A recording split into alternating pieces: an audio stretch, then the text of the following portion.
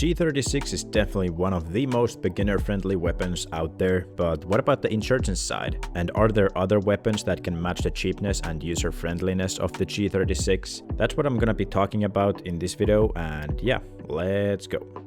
So, if you're a new player to Insurgency Sandstorm, chances are you have trouble winning fights against the bigger dogs on the server. But don't you worry, because today I'm gonna ease your pain a little by giving you some advice on which weapons to use depending on your playstyles a little and on the side you're playing on. So first off, if your playstyle is aggressive and you like to get close up and personal, I would highly suggest using the G36K, even though people might be telling you that the M4 is somehow superior. The G36 is 2 points cheaper, it offers its own, in my opinion, a pretty underrated scope, and it also has a burst mode which some people might find appealing. Personally, I've never used that feature, but hey, it's nice to have anyways. The scopes I'm talking about are the 1.5x CH scope and the 3x CH scopes, which are both only available for the G36 and offer a great value for just a couple of points. The recoil on this weapon is really manageable and the fire rate is just high enough to win you those close quarter fights.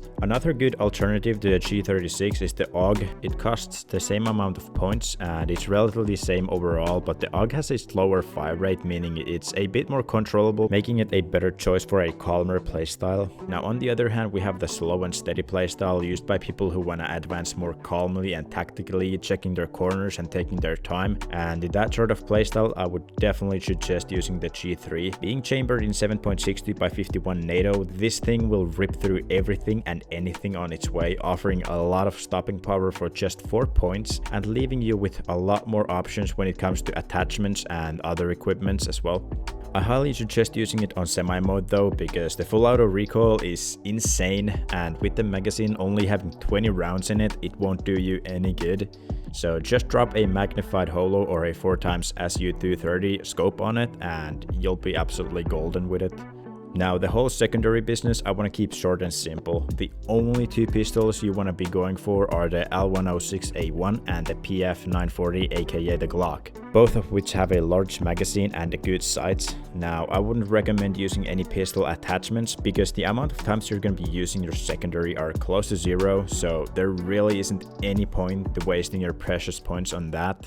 Now, hopping onto the Insurgent side, my go-to weapons after all these years is still the good old AKM, chambered in 7.62 by 39. The beauty of this weapon is the fact that it doesn't need any mods in order to be effective, but for the new players, I still suggest using it with the PKAS sight, which only costs 1 point and it makes it a lot easier to land shots from a longer distance. Honestly, this just might be one of my favorite weapons of all time because it can do pretty much everything from long-range semi-taps to full auto CQB. Now, similar to the security side's G3, we have the FAL, also chambered in 7.62 by 51 NATO. Now, this weapon costs 5 points, but it's worth every single one of those points, offering a long-range capability like no other weapon mentioned before. And also, like the G3, this weapon also suits a more controlled and slow playstyle, but I've seen people run around with them like madmen, so yeah.